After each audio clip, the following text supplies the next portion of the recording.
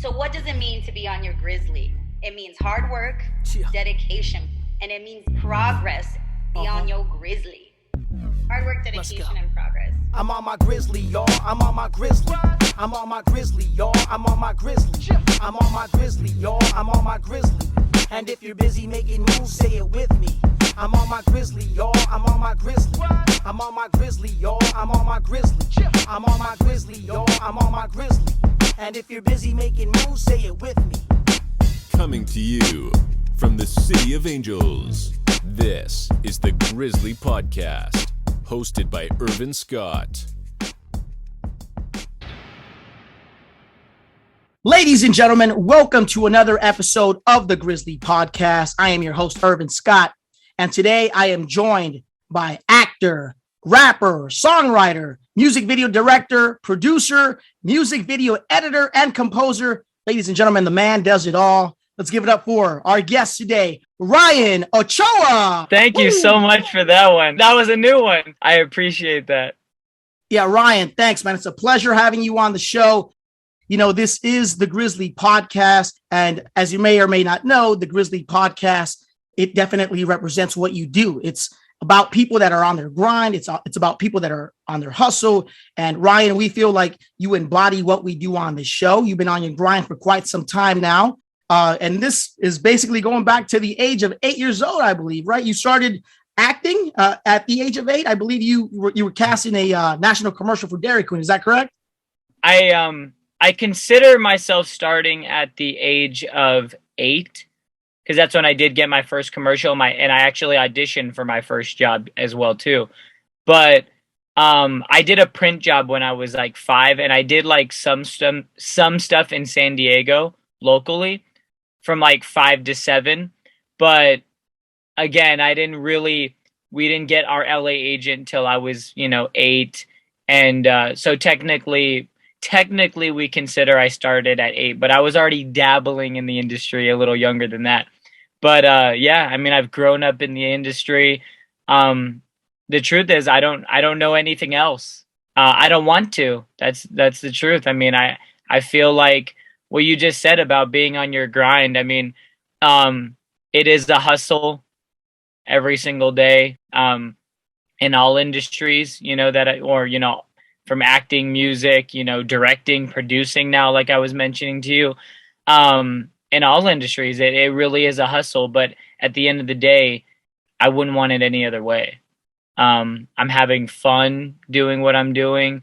And I don't know anything else. Like I said, I'll keep repeating that. And because it's like every day you wake up with a smile on your face, just knowing that you're doing what you love. And I tell everybody, I mean, if that's, how you wake up, then you're in the right industry or the right business. Or, for athletes, when they wake up and they're happy to go to work, they're happy to go to practice.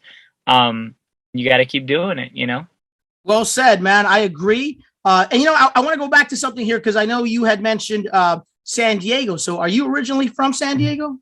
I shot a movie out there, the Samuel Project, which was cool because I got to go back to my hometown and film an entire movie for a month and a half out there, and bring Hollywood, to a city that, means so much to me and my family. My dad owned a furniture store out there for 18 years. And so, I mean, I spent every weekend, I was born and raised out there, but then once we moved to LA, we would still go out there and spend so much time out there. We still have a lot of family and friends out in San Diego. And now I've been producing some films and even writing films that are take place out there because I would love to go back. And why not bring, Hollywood back to San Diego even more? So I actually spent some time in San Diego. I was actually out there for like a year or so. I loved it, man. I felt like it was definitely a different vibe compared to LA, especially because I feel like San Diego, the people are definitely a lot more friendlier, I want to say, than the people in LA. It's something about just the hospitality out there was a lot more different than what you would get in LA. But I love LA too, but very cool that you were born and raised in San Diego and the fact that you're still actually out there trying to do some projects for the city. When I first lived out there and when we moved, I was always like, man, I can't wait to move out of here. I can't wait to move. But once we did, every time I'm there, I'm like, why did we move from here? It is such a nice area. I love it out there. I love it in San Diego. I could spend weeks and just everything. I mean, but then again, you have the ocean right there. Everybody's happy. And again, there's so many places, and friends that I have out there that work at different restaurants. But so there's just so much to do when I go now, What city were you in? Let's see if I can knock this out. Well, my dad owned a furniture store in Old Town area, but I would say I spent the most time in Tirasana. That's where I lived. We had a place out there when I was like 5 years old, 6 years old. I remember. At least I could say I remember Tirasana more, which is funny now because one of my good friends actually lives there. So his kids go to school right next to the elementary school that I went to school. Small world. Very small world indeed. And, you talked about your dad. I know you said that your dad had a furniture store out there. Now, I want to talk about your family for a second, because I noticed you have a big family. You have about 4 siblings. Is that correct? Yes, I have 4 siblings, 3 brothers and 1 little sister. She's not little anymore. I can't say that, but yeah. But she's still a little sister to you. What's cool about your family, Ryan, is that 2 of your brothers, they were actually in a commercial with you when you guys were younger, right? That's actually how my brother Raymond was brought into the industry at 4 years old. So talk about not knowing anything like I was talking about. My brother Raymond, he only knows the industry. I mean, he literally started talking while he was growing up in the acting business. But so anyway, we were at an audition and we were at the callback actually, and the commercial was for JCPenney. They actually wanted real life siblings, brothers, sisters, brother, sister. They had every basically mix there at the callback. Raymond was with me and Bobby at we call him Bobby, but his name's Robert. Raymond was with us, with my mom. Again, my dad was, had his store at the time. So Raymond had to come with us everywhere. And Ray was running around the lobby and we were like, come on, Raymond, sit down. But, he's so young. You can't tell a 4-year-old to, sit down in a lobby. And the casting director came out, saw him, and went up to my mom and said, is he with you guys? And we're like, yeah, we're so sorry. She's like, oh, no, it's okay. Bring him in with Bobby and Ryan.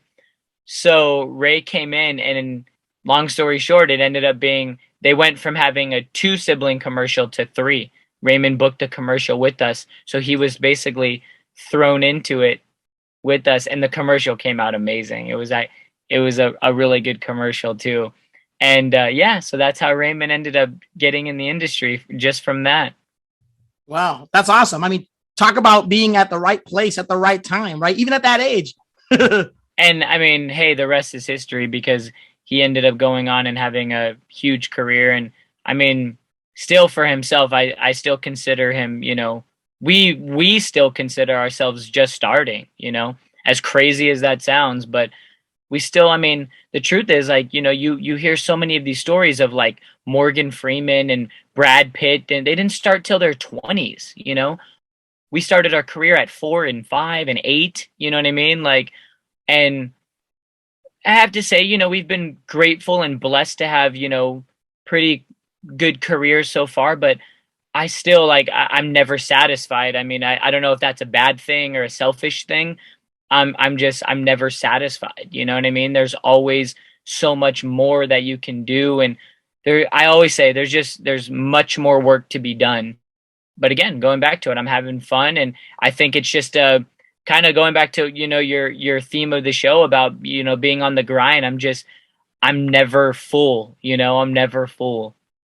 Hey, you know what? There's nothing wrong with that. And that's the reason why you're on this show, man, because you're somebody that stays on their Grizzly constantly. I see it. That.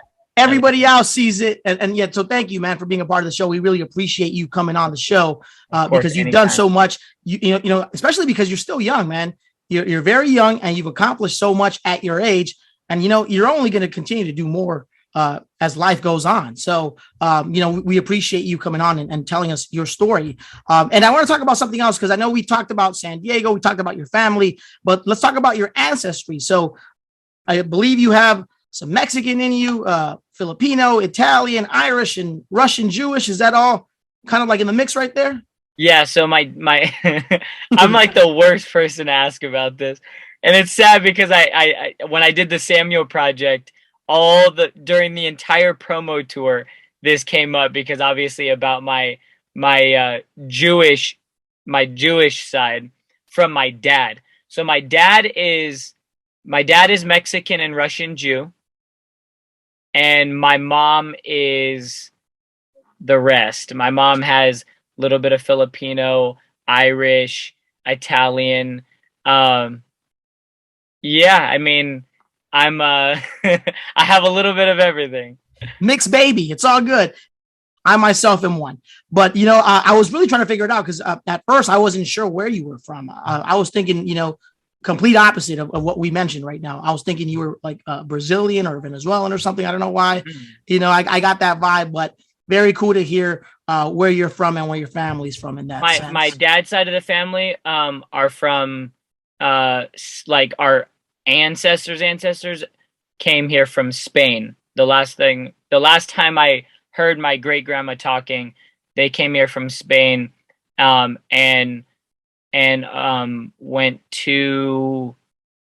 they landed, I think, in Pennsylvania, because I know my great grandfather was born in Pennsylvania. Trust me, it's a conversation we always have about actually learning our ancestry, because it's very important, especially nowadays. It's huge. It's huge to know where you come from. I always say, a big part of where you come from is, it reminds you and teaches you and helps you find out where you're going, Absolutely. And what's crazy is that we have a lot of people these days also that are always curious to find out, what their ancestry is. So they'll be taking those tests and stuff as well. And, we took it too. Yeah. And then you find out like you're from like somewhere else that you never even knew that you were from. And you're like, oh, wow, like that completely caught me off guard, because I didn't know that I had that in me, so it's pretty interesting stuff. Yeah, we have like 0.1% of this and 0.1% of this and 1% of this. There's been a lot of jokes in the house because of other, ethnicities and other, cultures. And it's actually pretty funny too, because then I actually really find it crazy that once we got our results back, and then like my brothers and my mom and my dad got theirs, you end up having like, yeah, you have one match, and we open it, it's like, this person's 99% your brother, your mom. And I'm like, wow, they're actually really legit, Let's go back to your acting career. I want to talk about your film debut. I know your film debut was in 2007. It was with I believe it was an independent film or a short film. It was called Nostalgia, and you played the role of Ryan Zorn. What was that like, just, doing that at that time? Because this was before all the major stuff came afterwards. But, your first project is always kind of like, what you're kind of like proud of sometimes, because you're kind of like, well, this is where it all started. So what was it like being a part of that project then? I'm glad you brought it up, actually, because I've never really like been asked about it much. Nobody ever talks about it. It was my first theatrical job. Yeah. But what I can remember from it is I actually learned how to be a professional in just a few days. And there was an experience on the set that happened. Don't know if, I should talk about it or not, but the producers actually got upset with a co-star who didn't remember, I don't remember this person. I wasn't like working with this person, but I just remember my mom and I, because at the time my mom was the one that took me to set, got to set, and the producers were upset because another actor that was on the show was late. And it reminded me to this day how important it is to just show up early to a set when you have so many people, relying on you. And so many other people that are there on time when their call time is supposed to be. I mean, you think about it, don't know if it sounds lame or not, but I one of my favorite movies is Employee of the Month with Dane Cook and Jessica Simpson. I know it's cheesy, but it's such a good comedy movie. And a big part of the movie is just punching that clock, punching the time card in the morning, him getting there early and punching it in. And the reason I bring it up is on a movie set, you don't do that. You don't punch a clock. You don't have a time card. But to be even more courteous, because you don't necessarily have to do that on a movie set, or at least the ones I've been on yet, just show up a little bit early. You know what I mean? So 8 or 9 years old, I'm an 9-year-old boy on a set, and the producers are getting upset because there's another actor showing up late, right? And my mom and I looked at each other and we're like, well, we will never show up late. And it's just something that stuck with me to this day. And again, it goes right back to the point of your podcast, of being on your Grizzly. You know what I mean? If you're on your grind, you're going to show up ready to go. You know what I mean? And showing up late is not showing up ready to go, Yeah, no, and I agree. It's interesting that you mentioned that, Ryan, because that's something that I've always mentioned to like different people I know, because I think a lot of people, like, sometimes they forget that while it's a job and, maybe you might be comfortable, working with certain people, that maybe sometimes people feel like, it's okay to show up late. It's really not, because a lot of people really rely on you. And that goes for any job. It could be acting, it could even be, a studio session for, a music producer, whoever. Anytime you're actually connecting with somebody and they have to rely on you to be there on time, you should do that. You should be there on time, ready to go, because as part of what we do in this business or any other field, you're always going to be required to show up on time to get something done. So it's cool to know that you actually took that away from being on set. All right, I saw what this guy did or what that person did. I'm going to make sure I don't do that in the future, for other jobs I land or whatever. So yeah, very cool. And I'm glad you got to share that. And just the fact of thinking about it, like, how can like it almost like, aggravates me, just the fact of like, especially because one of my best friends, Dave, he's the first AD, and he tells me stories on the biggest of movies, and there's the actors that are there on time, you know what I mean? But he's the one that does the scheduling for the day, of what needs to be shot this day, what needs to be shot, what scene do we really need to be done with today to get back on our schedule or to stay on schedule, whatever. For me, like, it would be a slap in the face to him, my best friend, if I was saying one thing but doing the other, you know what I mean? Especially for him who his job, his life is really to stay on schedule, to be there on time. If he was making the schedule but he was showing up late, what message is that giving off to your entire crew? There's just so much little things that I think about when it comes to that. But again, it literally pushes me to constantly have that mindset for any given day, even a day when I wake up and I'm like, hey, actually, I don't have much to do today. I always find something to do, but there's always something that you can do. And even when you don't have, like, again, even when you don't have something to do, you still can be, punctual, you still can do something. You could still tell somebody, hey, I'll give you a call today, and I actually have a business call after this. And I told him, hey, I have an interview this time, but I'll be done no matter what within these hours. You know what I mean? And guess what? They're going to open their schedule for me. You know what I mean? It's just like, it's just like a mindset thing that you can just have at the back of your mind. You know what I mean? So, you showing up late can cause all kinds of major delays for other people. So yeah, totally agree with what you're saying, Ryan. You were able to take what you learned on set. You were able to apply it to anything you're doing today, basically. 2009, came a very important role in your career, The Perfect Game. You starred in that movie alongside Clifton Collins Jr., Cheech Marin, and of course, Academy Award winner Louis Gossett Jr. You played the role of Norberto Villarreal. And this is a very interesting film. For those that aren't familiar with the film, if you haven't watched it, I'll give you some background on the movie. The film is actually a true story about a 1957 Mexican Little League team from Monterrey.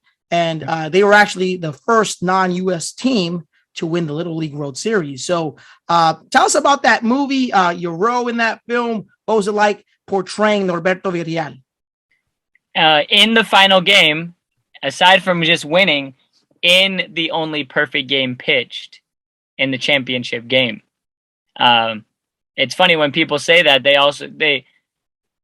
I always have to reiterate that, yes, it's about them winning the championship, but the movie is called The Perfect Game. He actually pitched a perfect game in the championship. You know what I mean? So that's a big part of the storyline, I believe, as well. That's crazy. You know, every time I get to talk about these old, it's funny you said nostalgia was my first movie, but it feels like my entire life has been nostalgic projects. And I always talk about, you know, everybody wants to see on my TikTok my nostalgia roles, you know what I mean?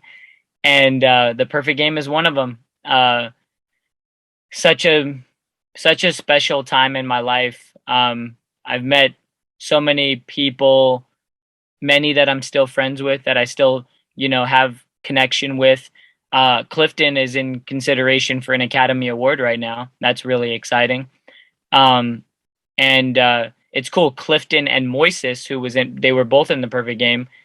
They both are in Jockey together right now. I mean, I don't know if you've heard this story before, but I actually auditioned all the kids auditioned for the role of Angel Macias, the pitcher. So casting just basically had anybody coming in. If you were reading for, you know, like the main baseball team, you were reading for Angel.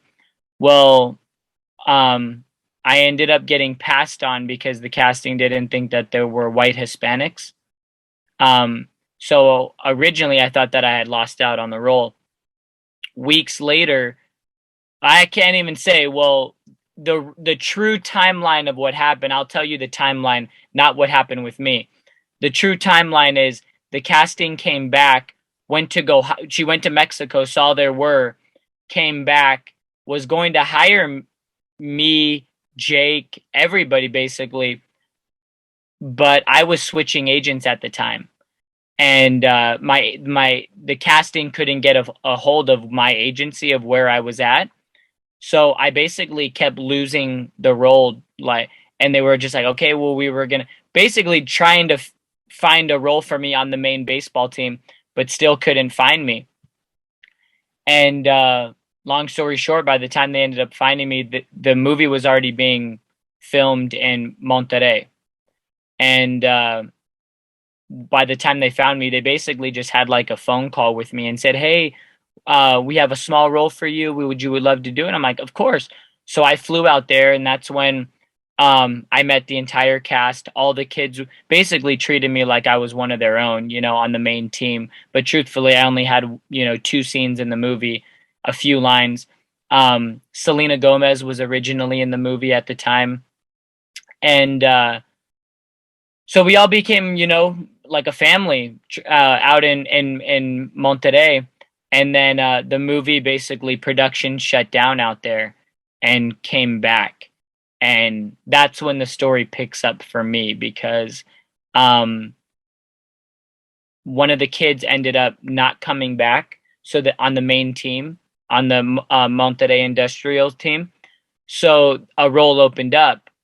I found out, my agent called in that day. I ended up going in and auditioning, and it actually wasn't for Norberto. It was for Pepe Maíz Garcia. And so I was reading for his character. Well, I ended up playing baseball with the writer of the film, and Mr. Winokur. and he ended up basically, I didn't let a ball pass me. And I didn't know this again at the time, but what in the real timeline, he went into the producers and the casting director and said, we need somebody who is a strong, baseball player. And especially he didn't drop one pass. That's our catcher. That's Norberto. And I ended up getting bumped up to the Norberto role. So out of everything, when somebody asks me about that movie, that story just really hits home all the time to me. And I always got to share it, because that movie really wouldn't be what it was if that didn't happen to me. I wouldn't be in that film if that didn't happen to me. And I'm just to this day super blessed, because it's one of the most. My mom and my brothers were just watching that the other day, actually, and every time I watch it, I think back to I shared the best of memories, honestly. And it's just like, it's always one of those stories, like if you think back, like, if you stop acting today or if you stop doing it, like that, I'll hold that movie so close to home, so close to my heart, forever, especially because of what those boys did. And I was lucky enough to actually step foot on the actual field that they played the championship game in Williamsport, Pennsylvania.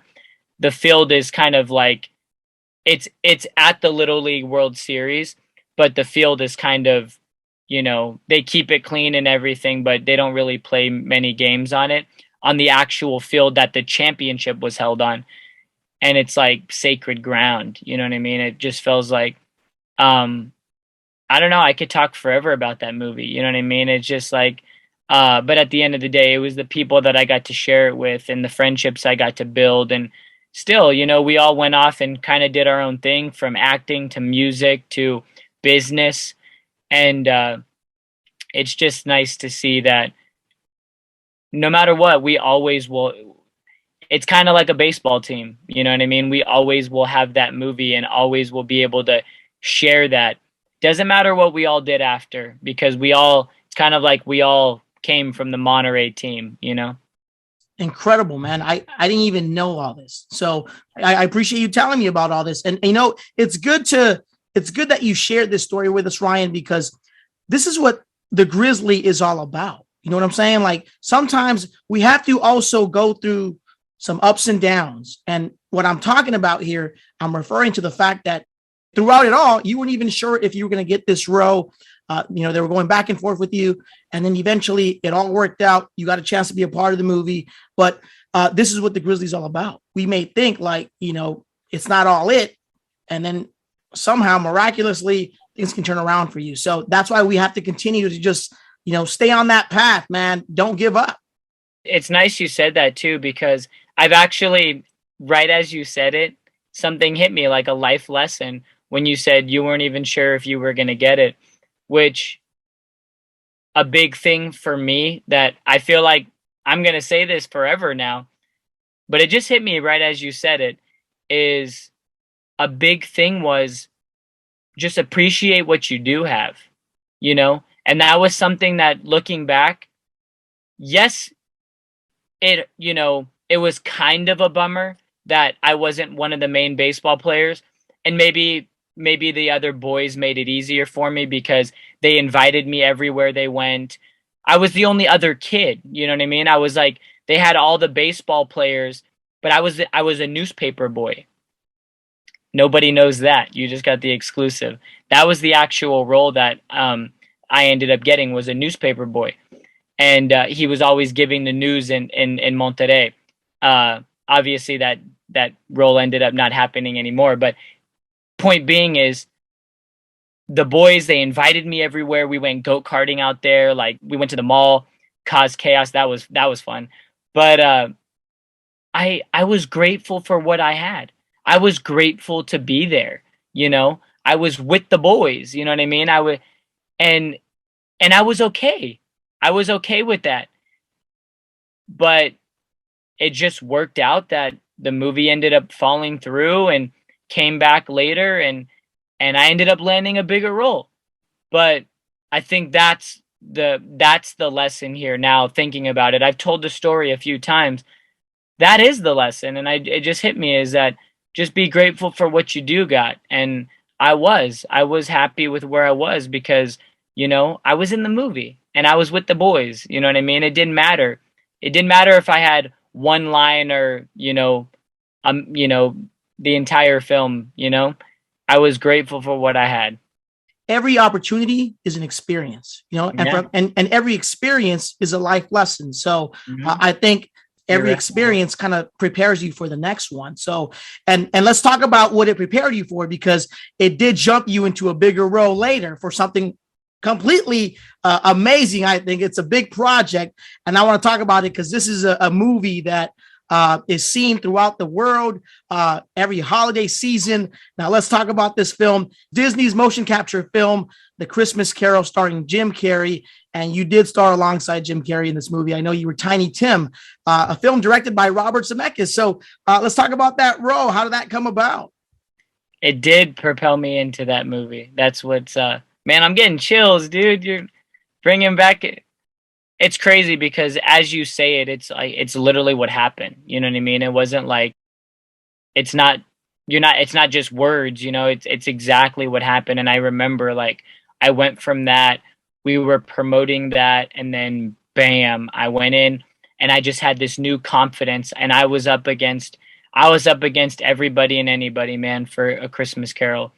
The competition for that was huge. You know, we were going into a massive budget movie with one, you know, Jim Carrey, not just him either. I mean, yeah, he was the A-lister, but we're talking Academy Award winners later on, Gary Oldman. My confidence going from The Perfect Game into that audition room where I was going to audition in front of Zemeckis, you know? And the crazy thing, out of everybody that auditioned, they only hired one kid in my age range. One kid, and I was the only one. Because they only hired, I don't know if you know this is another cool story I'll tell you, is when they do motion capture, it costs them $10,000 for one person. So that's why when they do motion capture, they don't need as many people to play multiple roles. You know what I mean? So if you watch it, like in the film, I'm the only boy within like I'm trying to think how old I was, like probably from like the 11 to 14, 15-year-old range. Any kid within that age range was me, and with dialogue as well. My brother Raymond was everybody in the age range of like 5 to 7. Then they had another kid, Sage, that was in from the like 8. You know, you get what I mean? They don't have to hire many people to play multiple roles. You know what I mean? So with that being said, I went into that a little nervous. You know what I mean? I have to say it was my first biggest, like, huge film, huge budget. And I gotta say, man, it was a really cool experience. I mean, just from the fact of the first day of set, you walk in and you're getting your face molded. You know what I mean? You're sitting in a chair. You're 10 years old. I mean, now I'm like, I was maybe probably a little older. Probably I was 11 because it was right before iCarly. And yeah, you know, I got to work with Jim Carrey. I'm the most, you know, special story, I guess I would say, from the movie. It was that I was the only kid on the set that had a one-on-one scene with him.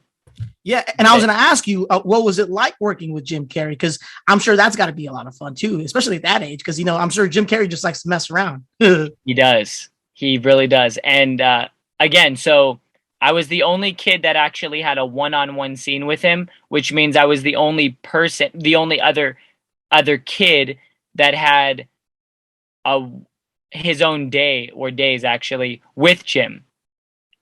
So I basically was on set with Jim Carrey for 2 days by myself, obviously with the crew, but I'm talking like cast wise. It was just him and I. because we were doing the scene where Scrooge buys the goose at the end, and he's talking to the boy with the sleigh, who that was my character, crazy, at the end of the movie. And basically there's a cool story where basically every single take we filmed, Jim would be on a structure probably 100 feet in the air across in the mocap studio. I don't know if you know, but they actually build all the sets. They don't build it with full enclosures because they put dots on them, and they build it, in post. But they basically build the structures of how like the eye lines are going to be and everything. So he was in a structure really high in the air. We would do the scene. Every single take, Jim would climb down, walk across the set just to come up and shake my hand and say, "Great scene, Ryan. Let's go watch it." And then we would go watch it with Zemeckis in Video Village. And I gotta say, that was the best. That was the best story because it didn't matter. He always would come up and say, "Great scene, Ryan. Let's go watch it." And yeah, that's awesome, man. Especially because this is literally a peer of yours at this time. You're working with him. He's a colleague at this point. So the fact that you're getting someone like you have someone like Jim Carrey, who's such a well-known figure, especially in the entertainment business. But the fact that he's actually just cheering you on and just kind of like, showing support, he's actually being a very like normal dude, he's just kind of supportive of what you do. How does that feel? Like just getting that support from Jim Carrey? It's almost like going back to it, like you always think like, what's the lesson here? You know what I mean? And the lesson here is like, yeah, you look at somebody like him and, I was a little boy at the time, and just seeing somebody of his, of the experiences that he's had in the industry that I'm in, you think of just like, wow, like the little mannerisms that he has, the little things of, hey, go and shake the hand of this young boy every single take, because you know what? You never know what it's going to do for him. You know what I mean? And it really changed my life. You know what I mean? At the end of the day, like, it really, like, I've told this story so much. Like, has he ever told it? Maybe not. Maybe he has. Who knows? But has he ever? No, that story, what he did meant so much to me that I will literally tell that story forever. Even if I never end up seeing him again, working with him again, what he did when I was an 11-year-old boy, it'll stick with me forever, which is another like lesson to everybody. Like it's the little things, you know what I mean? You don't have to do much to make an impression, you know what I mean? You don't. And he really didn't. I mean, it was just like, it was such a minor thing that he did every single time. And that's another thing. Stay consistent. He was consistent every single time. He never missed a take, just because it literally motivated me and drove me every single take to do better. You know what I mean? I wanted to do better. So he would come across and shake my hand and say, "Great take, Ryan." You know what I mean? It started to be a mental game with me. And hey, maybe I'm reading too much into it, but again, I was a little boy, you know what I mean? And it was something that this was his movie, and he wanted to make sure everybody performed at the highest level, and look, it's a classic movie now. You know what I mean? It is a classic. It's on every holiday season. It was just on this past Christmas. It's on every holiday season, as it will probably forever now. And so going back to it, how was it working with him, man? It was a blessing. It was one of the best experiences of my life, no matter what. I mean, yes, it's Jim Carrey, and people say, "Oh my gosh, of course it was." No, it's not, because watching him work is a fascinating thing. And when people say like, "Oh, they're the best at what they do," when you watch Jim, you're like, okay, this is what it takes to be the best. Because he is, he really is. And again, and maybe one day I'll be able to tell this to him again, you know what I mean? But he really had a big impact on not only on my career, but on my life, just little things. Again, and I kind of stuck with it too. When I went and did, worked on Pair of Kings, and I was one of the, the main characters, like I would do that to the young actors that were coming in that had one line, I would go and just motivate them. Hey, you got this. Or if I could see them, on other movies, if I could see actors, being hard on themselves, or if a joke wasn't hitting, I'm like, hey, it's okay. Come on. You know what I mean? You got this. It's a little thing. And that's what Jim was doing to me. Now looking back, that's what he was doing. He was lifting me up. And we'll talk about Pair of Kings. But I want to go back to that experience you had with Jim Carrey. It was an amazing one, obviously, but it feels like, just based off of what you're telling me, I can tell it's very genuine. I can tell that you had an amazing time there. So good, in fact, that you also had a great relationship with Robert Zemeckis. You had a great relationship with Robert Zemeckis because obviously after this film, you both worked again together in Mars Needs Moms. Yes. So you worked again with Robert Zemeckis on Mars Needs Moms. And by the way, very underrated film. I actually saw this movie in theaters. I thought it was a great film. And the motion capture for this movie, was well done. I mean, amazing. Similar to Christmas Carol. I mean, these were very unique films at the time. You know what I'm saying? Because not a lot of films look like this. So going back to, Mars Needs Moms, what was it like being a part of that movie and working with Robert Zemeckis again? So I actually just saw the director of Mars a few weeks ago, and we definitely reminisced on that movie because you're right of what you just said. The movie was visually beautiful. The technology from A Christmas Carol to that movie went up even more. And Christmas Carol wasn't bad. Don't get me wrong. They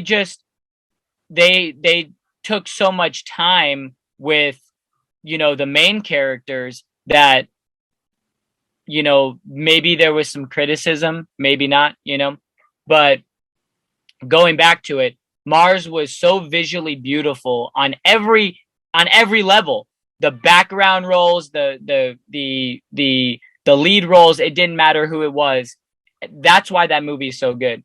Yeah, it was so lifelike. Everybody looked realistic. You look at the actors and it's just wow, they look exactly like how they do in person, Literally. And which now, with all that being said, let's talk about the actual film in itself. The storyline is really good. It's a children's book. And they brought this movie to life. And the children's book's not that big. Simon Wells actually took that book and made it a movie and a great story. And then on top of it, it looked visually beautiful. I mean, I felt like I was on Mars, It's a little unfortunate that the movie didn't get the attention. But hey, at the end of the day, I always think back to, I always got to look at something in the, positively, in a positive way. Anybody who does see this movie always says, wow, it actually really is good. I just never saw it because it didn't do well. You know what I mean? And but I'm glad I watched it. You know what I mean? That's how I feel. To be a part of it is, hey, when you do watch it, it's actually a really good movie, And now with that being said, going back to Zemeckis, that's a big thing for me. Again, I worked with Zemeckis, and only me and my brother Raymond were actually the only two out of the kids that ended up working on Mars Needs Moms. There was only 6 kids that worked on A Christmas Carol. Out of the 6, me and my brother Raymond were 2. And then we were the only 2 that actually Zemeckis referred to Simon Wells to be in Mars. But on top of it, when we got referred, they also brought our brother Bobby. So us 3, so me, my brother Raymond, and my brother Robert are all in Mars. We all played all the hatchlings that were on Mars and that were born on Mars. But now with that being said, Zemeckis was the one that referred us.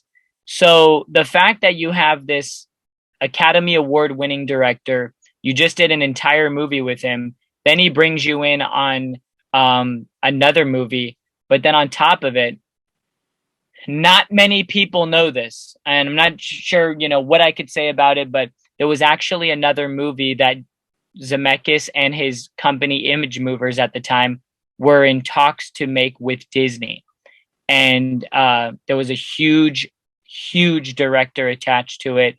And Zemeckis had referred me to that director. And I read with this director. It's a big director, by the way, and now he's directed huge movies now. But there was another movie that they were going to film after Mars was released. And after Mars, after Disney basically cut ties with Zemeckis and the whole motion capture thing, that movie got shelved too. But this movie would have been huge, and I was the main character. So I actually, like, to this day, it hurts a little bit, you know what I mean? That it never happened, because we actually filmed some of the movie, to be honest. And it was going to be a big deal. And it's a little unfortunate that it never happened. But years later now, I actually got to work with Robert Zemeckis and his team again on Medal of Honor on Netflix. So it came full circle again, you know, and it all worked out. But yeah, the point is that there was another movie that was actually going to be made that never ended up happening, though. Kind of unfortunate, you know, because it seems like, you know, it could have been a cool project. I mean, this motion capture thing, I feel like it could have gone further. You know what I'm saying? Like they could have done a lot with motion capture. They use a lot of it now with like video games. I mean, but the movies don't look exactly the way they did when you watch The Christmas Carol or Mars Needs Moms. And now they're mixing it, you know, like with Avatar. Like when we were filming A Christmas Carol, Avatar, the first one, that's how long ago this was. The first one was filming right next door to us. So we would have like, oh, actually James Cameron came next door to our set and he was on the set. He watched us film a few scenes, James Cameron, because they were filming right next door. And, but again, what he did with the motion capture was amazing because he mixed them. You know what I mean? Was doing live action. And I think it's a great way. Trust me, it's a technology that it's only going to get better and better. I mean, look at Avatar, you know what I mean? But, and look at these video games now. These video games look so real, you know? It's a technology that I'm very happy was created. I'm very grateful to say that I was a part of the very first. Well, it was unfortunate that the project didn't come out or that it was never released. I do want to say, though, that it still worked out for you because guess what, man? You're still a very well-known actor in everything you've done. And I know one thing that stood out to me, and this is a project I'm sure that everybody recognizes you from or they know you from. And I'm talking about iCarly. Because this was a very popular show at the time too. You appeared in iCarly, and this was a very popular Nickelodeon show. For those that don't follow it because now it's on Paramount Plus. They have a spin-off version now where now they're grown-ups and they're adults. But at the time, the show that was popular was Nickelodeon's iCarly, that version. And you played the role of Chuck Chambers. What was it like playing the role of Chuck Chambers? And, you know, what was it like working with Miranda Cosgrove and Jerry Trainor as well? Some of the most talented people, the coolest people. I always say, like, you know, when you're a good person, like, I want to see that person succeed, you know? Miranda, Jennette, Nathan, Jerry. I never worked with Noah. But those four, they treated me like, it's funny because I think back, they shot over 100 episodes and I was in 5. But every time I was there and obviously talking to people, every time I was there, I felt like I was there every week. You know, just the way they treated me, I just was like, I was one of them, you know? That says a lot about not just them, but the entire production, the cast, and everybody, the environment they built, everybody I was around, they loved being there. They loved going to work because of those four, because of the tone they set. It doesn't matter how much time goes by, how many years go by. I I hold that show so close to me that it really gave me the opportunity of a lifetime to go off and make a name for myself. You know what I mean? Because the show was huge, yes, but it really, they all put me in a position that I'm so grateful for, and I mean, just look at how big it is. It ended up coming back. You know what I mean? That's how big that show is still, I mean, one of my brother's friends just called me and said, "Hey, my daughter's watching iCarly now." I'm like, "How old is she?" "Oh, she's 10. I'm like, "That's wild. She wasn't even alive when the show was first came out." You know what I mean? Like a whole new generation is getting to know who Chuck is. You know what I mean? Like, and a show that I was so young too, you know what I mean? But it still has so much impact to this day that I'll never forget it. You know what I mean? The fans will make sure I never forget it either. But I love that crew, man. I love that cast. Like, I'll do anything for them. I really will. I mean, if they called me, tomorrow and said, "Hey, we want you to come back," and I would do anything for them. You know what I mean? So it's exactly true what you just said. The show now will live on forever. And there's a new generation of kids that are watching this show on a daily basis because, thanks to Paramount Plus, it exists. And, my nephew, man, he's actually 10 years old and he's a big fan of the show, so he wasn't even born when the show first aired. So the fact that it exists on Paramount Plus now, but my nephew, he watches it and he knows your character. He's familiar with your character. I talked to him today. I was like, "Hey, you know what? I'm going to interview Chuck Chambers from the show." He's like, "Oh, I remember Chuck. Yeah, he was so good in the show." And he brings you up because that was a character that actually stood out. Something about that iCarly show where like the writers did a great job at just highlighting everybody. You know what I'm saying? Like not every character in every other TV show can get away with this. And I think iCarly does a great job at just putting the focus on every character. Like each character has its own backstory. They're so unique. Like you have the guy that works at like the Jamba Juice, like I think he's such a cool character as well. Yes. I mean, even like Jerry, Jerry's character, obviously he's a funny guy. He's got a great character in that he's Spencer, but he's always talking about Sacco. And we never got to see Sacco, man. I hope they show him or he makes some sort of appearance in the spinoff, but like you always just become intrigued by some of the characters on the show. And I think your character was such a cool one. Yeah, you're right. Like about Sacco and everything, like they made, I mean, they made stars. Like they really did. Like everybody was a star. Like if you were on iCarly, like it wasn't just that you popped in and you were a significant part of that episode. And it's like, I mean, you think of Griffin, he's in the reboot, but they all like everybody. You're right though. Like it wasn't just like, oh, they were a part of that episode. It's like they all made a name. Like if they were on the show, you remember them, you remember that person.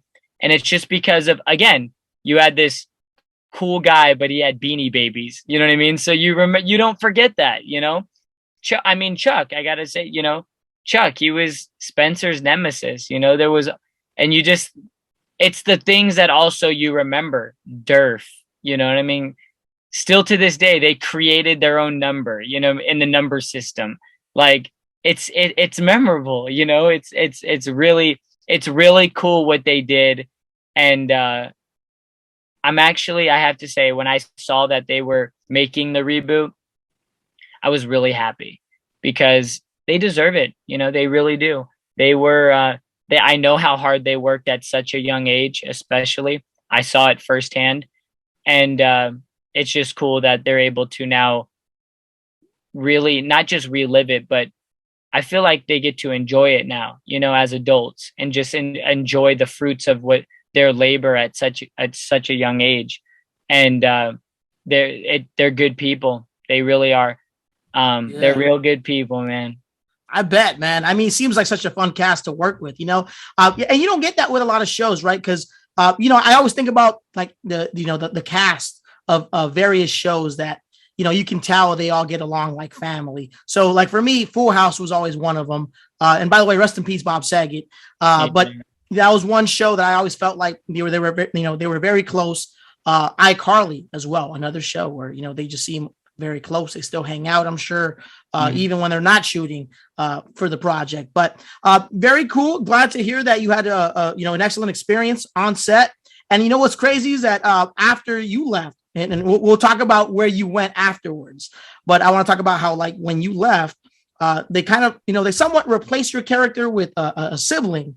And that guy that played the role of your brother, I believe, went on to do Cobra Kai. So, kudos to him. So they, when you said they make stars, they definitely made stars on that show. But, and you yourself became an even bigger star, because after iCarly, you also went on to work for Disney, and you were best known there for playing the role of Lanny on Disney XD's Pair of Kings.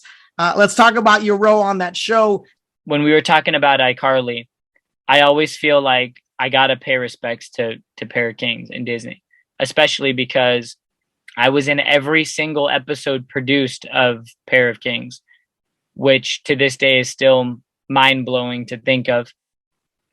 But now on that set, the reason I bring what I wanted to bring up is the fact that we built a family, and I say that because one of my best friends to this day is Gino.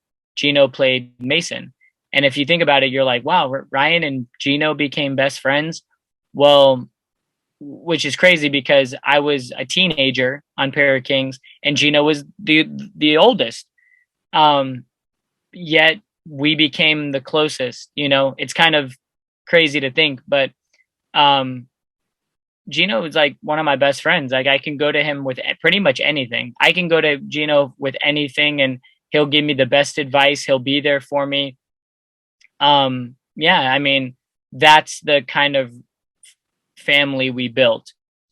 And now you can imagine, like, now being there, that's like now, but looking back, like when we're actually filming the show, think about it. Everybody's there together every single day. Trying to say something new that I haven't said before, because everybody knows that. But I always think about this. I was a young teenager, part of the biggest shows, we're talking Pair of Kings was the biggest show on Disney XD when it came out. And iCarly was the number one show on, like, cable, how do you process that as a teenager? I noticed that, at the time, both those shows were on, so the fact that you were able to be a part of two major shows for two different networks, amazing. Well, I actually filmed my last episode of iCarly in I believe it was June or July. And then the pilot of Pair of Kings was filmed the following month. And then, they were still filming because Jennette actually came to the set of Pair of Kings and to visit me because we were still close. You know what I mean? Just because we were working for two different networks, I was still so close with her. So she came to support me, you know what I mean? And so going back to it, like you think about that, like they were I was on the two, I'm not the biggest, but two of the biggest shows at the time as a teenager, go, like really go, like there's no blueprint for that, for a teenager. But what I will say is, going back to the very beginning of our conversation, it's what I dreamed of. It's what I dreamed of. It's what I was born to do. A little boy, I think back to the conversations I had with my mom and dad of, please take me to an audition. Please take me to an audition. That wasn't a little boy just begging to do it. This was my dream. You know what I mean? So when I look back, I didn't want to mess up my opportunity. You know what I mean? So what did I do? I went into every single day, full focus, dedicated, worked hard, went to school, did my homework, made sure I kept my grades up because it did not matter what I was going to do. We talk about Grizzly right now. I was a Grizzly as a teenager. I was on the grind. And you know what? Like, I think about this. If my teenager self can do what he did back then, there's no reason that Ryan can't do anything now, which is why I go full focus, which is why, to be honest, we were talking about podcasts before we started and talking about this. Like, I do everything and anything now. It does not matter, because I think back of that teenager, about the fact of just mentally being able to process both, that of being on two huge shows, balancing that alone. There's a lot, what I mean? It's a lot to process, but I give my teenager Ryan massive respect, massive kudos. And he really is the one that is driving me now, because if I was being able to go to school, maintain straight A's, I was taking pre-calculus, I was doing all of that and memorizing lines every single day, day and night, doing homework, going to events, keeping everybody around me happy. You know what I mean? And also myself. Man, I am just so thankful that I was able to process all of that and stay Ryan, being able to keep a smile on my face. Because I know, you hear stories, it's not easy. You know what I mean? It's not easy. They get these young kids, they get, dealt with, overnight fame. I'm not saying mine was overnight, because it wasn't. Obviously, we just went through my whole career pretty much. It wasn't overnight fame, but it was a journey. My parents, I got to give all the respect to my parents, man. They really prepped me and got me ready mentally for that. And now, now I'm just, my mindset now, man, is just, it's so out there in such a positive way. I go on my lives on TikTok and on, I'd not say on Instagram, but on TikTok, when I do my lives every Wednesday, and, I get a hate comment here and there, I laugh at it because I'm so positive, and like, I'm oozing so much confidence and passion for what I do. I don't know if you could tell by now. I have so much passion for what I do and such a love for this business that, if I'm not working or if I'm not getting scripts, I'm doing my own.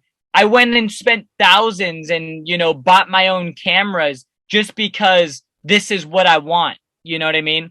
That I don't want there to be a day where I'm sitting home and be like, man, I wish I was in front of the camera, or I wish I was behind the camera right now. There's no excuse. I have my own gear now. I have my own cameras. I can make anything happen myself. So for me to talk to my teenager self, I would just say, kudos to you for sticking it out and being able to keep that mindset. But that man, that teenager, his passion back then has only multiplied my passion today. And it's made me who I am, because I feel like I could take on the world now, Man, I just loved what I did. I loved walking on set of Pair of Kings.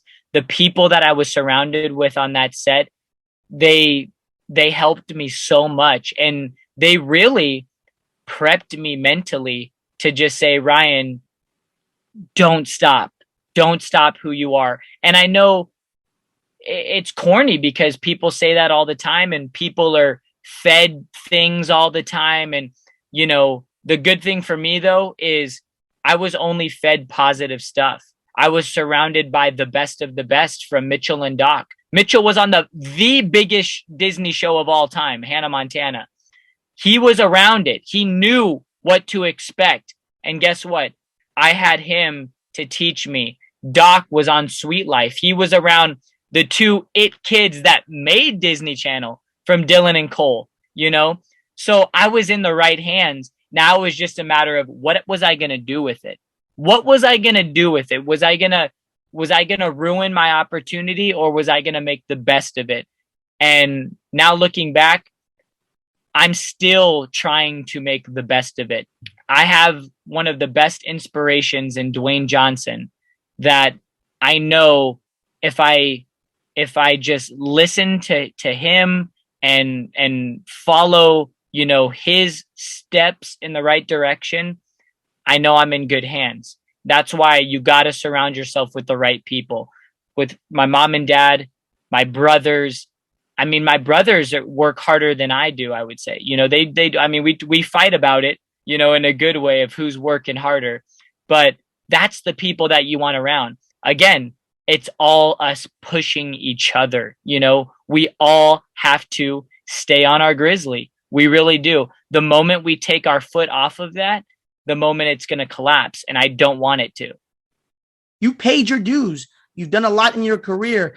You mentioned The Rock. That's a very cool person to kind of like, you know, idolize and just kind of connect with, because The Rock, man, I grew up on The Rock too. I know you're a wrestling fan, and I know you used to imitate him as a kid, right? Oh yeah.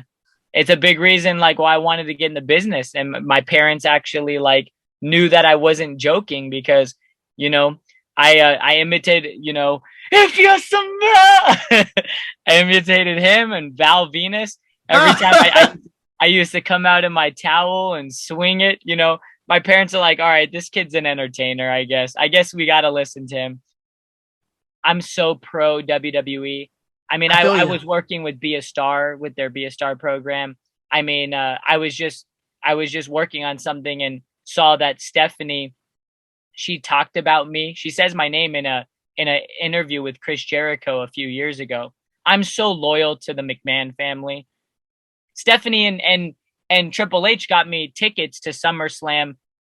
Yeah, they got us, me and my entire family, front row tickets to SummerSlam. Like, I'm always loyal to them. I'm all about loyalty too. You know what I mean? So if somebody was to leave WWE, you kind of, you know what I mean? Like, I don't really. They kind of go with it, you know, like that's it. Dude, I'm a Brock Lesnar man. And yeah, I mean, as of now, he's loyal to WWE, which I love. I love that. Glad to hear that you're a big WWE enthusiast.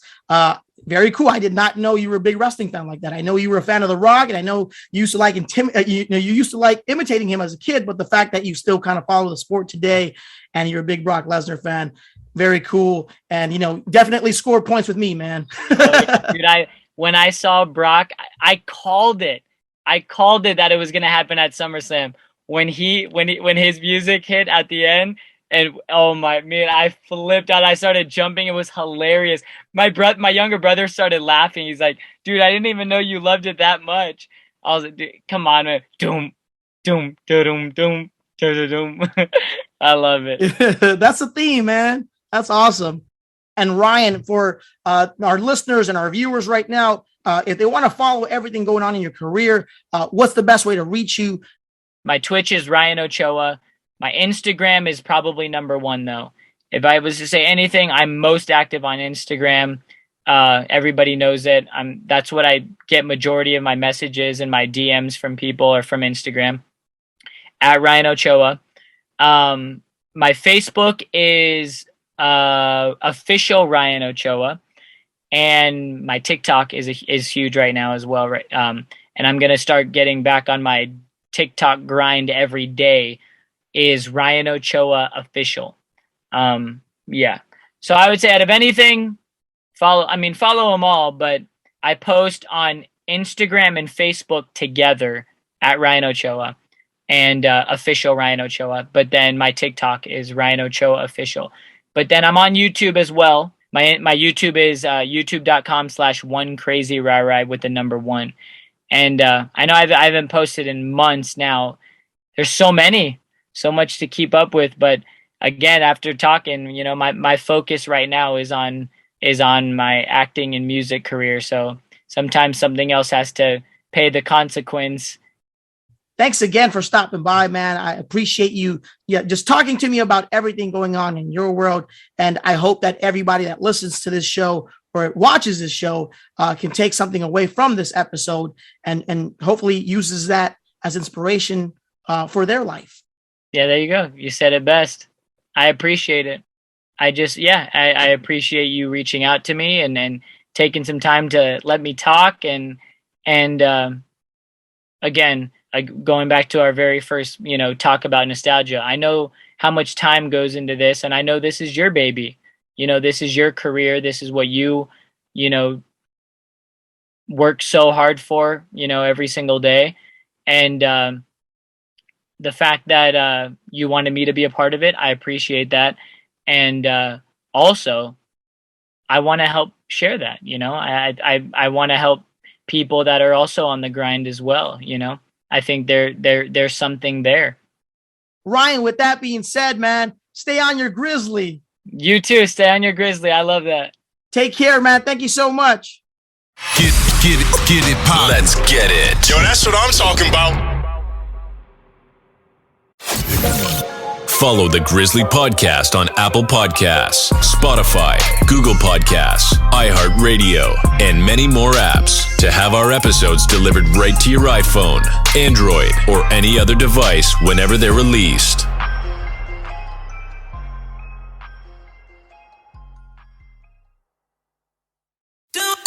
Don't miss a thing. Subscribe to the Grizzly Podcast YouTube channel to access full episodes, video clips, and more on YouTube.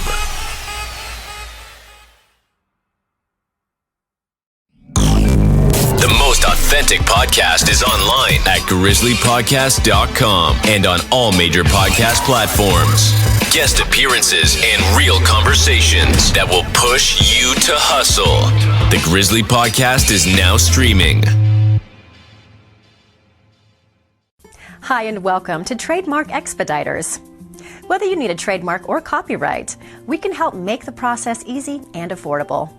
Protect your company name, logo, or slogan with the trademark. Protect your songs, books, photographs, and other creative works with a copyright. Complete our easy online questionnaire in 15 minutes or less. Clear pricing, no hidden fees. 100% satisfaction guaranteed. Get started today. Learn more at trademarkexpediters.com or call one of our friendly specialists at 1-800-510-1082. Affordable, easy, expedited service. Trademark Expediters. Yo, turn it up. Hard work, dedication, and progress. Stay on your Grizzly. Yeah.